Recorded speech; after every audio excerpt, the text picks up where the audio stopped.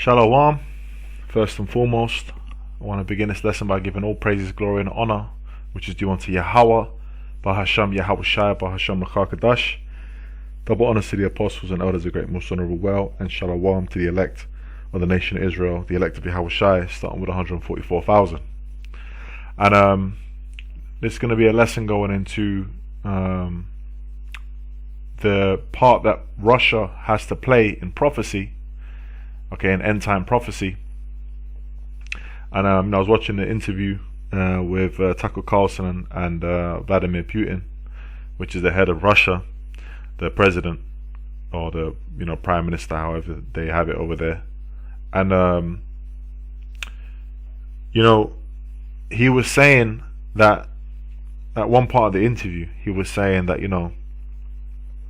he was talking about the missile defense systems, and he was saying that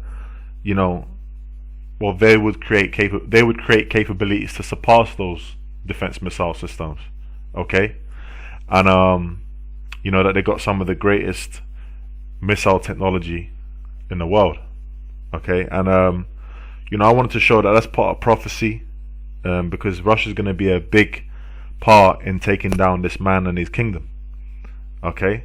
America is going to be that place that's going to get the brunt of it. Israel too. Israel's also going to get nuked as well in the Middle East, and different places are going to be getting hit around the world, and that's all part of prophecy. So without further ado, I'm going to get into it. This is Ezekiel chapter 38 verse 2. It says, "Son of man, set thy face against Gog, the land of Magog, the chief prince of Meshech and Tubal, and prophesy against him." Okay, and when you look into the word chief, okay, the word actually goes, it's got the word there going back to Russia, okay. So the word Russia is a Hebrew word, man. All right, it means chief. All right, and so that's it's in the prophecy. So when it's talking about Gog, the land of Magog, it's talking about Russia. It says, "And say," which is the chief prince of Meshech and Tubal. It says, "And say, thus saith the Lord Yahweh Shai, behold, I am against thee, O Gog, the chief prince of Meshech and Tubal." And why is the Lord against Russia? Because ultimately the Russians, okay, are Edomites.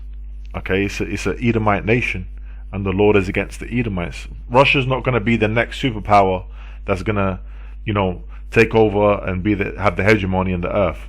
Okay, once America is destroyed, no.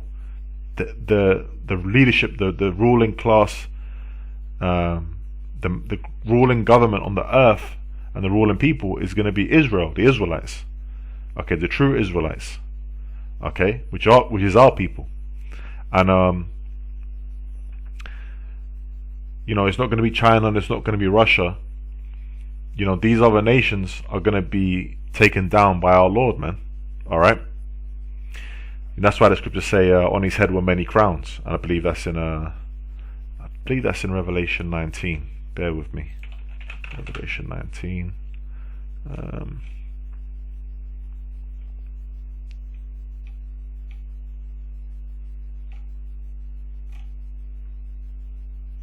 Revelation chapter 19 verse, let me start from 11. "And I saw heaven open, and behold a white horse, and he that sat upon him was called Faithful and True, and in righteousness he doth judge and make war." And that's talking about our Lord Yahweh Shai, the Messiah, coming back in that huge gigantic ship with the angels, okay, the so-called UFOs, the chariots, the angels in them, to basically make war, to bring judgment upon the earth. "His eyes were as a flame of fire, and on his head were many crowns, and he had a name written that no man knew but he himself." So on his head were many crowns, meaning that he's going to come and take all these kingdoms, all these rulerships. Everyone's going to get taken down, starting with Esau, because this is his kingdom right now, okay. And all these heathen are going to be put into subjection, into slavery. That's why you got Psalms, the 2nd chapter, okay, that they're all going to be given as an inheritance. So let's go back to Ezekiel. Back in Ezekiel chapter 38 verse 4. "And I will turn thee back, and put hooks into thy jaws, and I will bring thee forth, and all thine army, horses and horsemen, all of them clothed with all sorts of armor, even a great company with bucklers and shields, all of them handling swords. So that's going into the army and the military tech, okay, of Russia, okay.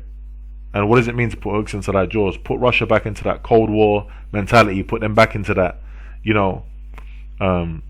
that state of being where they're opposing America. They're a threat. Right? It says Persia, which the ancient name for Persia, the modern name for Persia is Iran. That's the ancient name. One of the ancient names. Right? Ethiopia and Libya with them. All of them with shield and helmet. Gomer and all his bands, the house of Togarmah of the north quarters and all his bands, and many people with thee. Gomer, you got Turkey. Okay, so that's Turkey plays in prophecy too. Alright. It says, be thou prepared and prepare for thyself, thou and all thy company that are assembled unto thee, and be thou a guard unto them. Now, since I mentioned Turkey, I'm going to use an example. Let's go into Google and type in Turkey S400.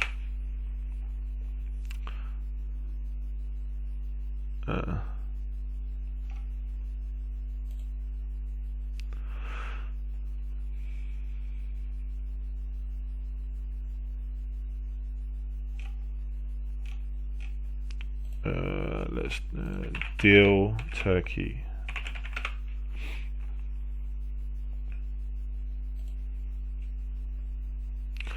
Despite US warnings, Erdogan, which is the head of Turkey could buy more Russian S-400s.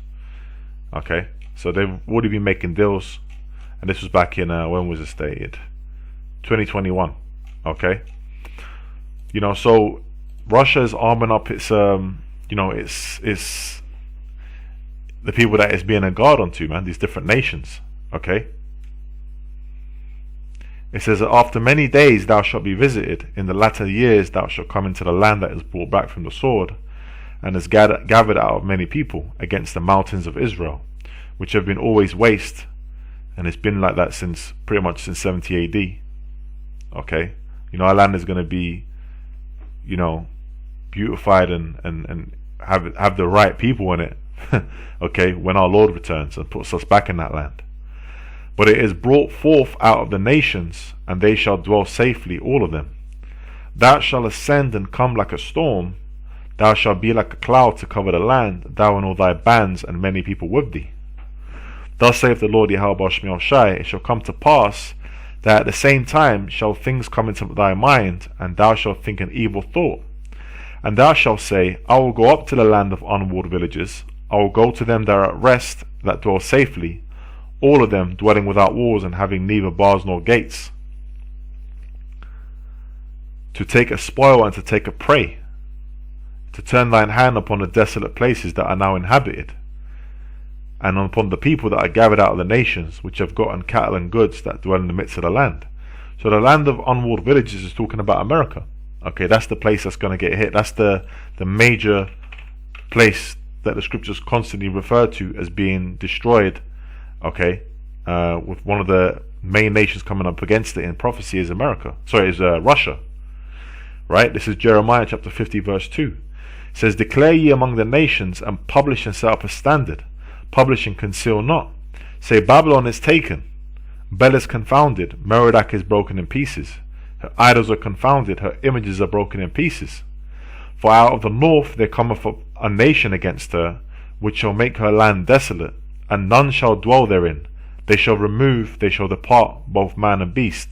Now this ain't talking about ancient Babylon, because the land of Babylon, okay, you got modern day Iraq, you got people that dwell there. Okay, when America's destroyed, no one's going to be dwelling there. It's going to be a barren desert land, okay, with desert dwelling creatures. No, people ain't going to be living there.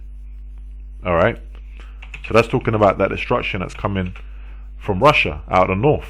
Let's get another precept on that. This is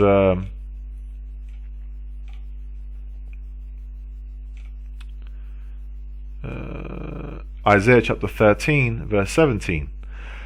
Behold, I will stir up the Medes against them, which shall not regard silver, and as for gold, they shall not delight in it. It's talking about the Russians.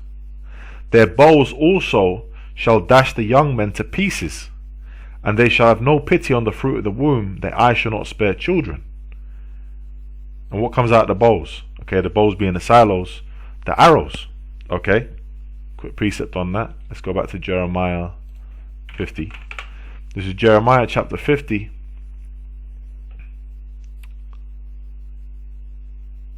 Verse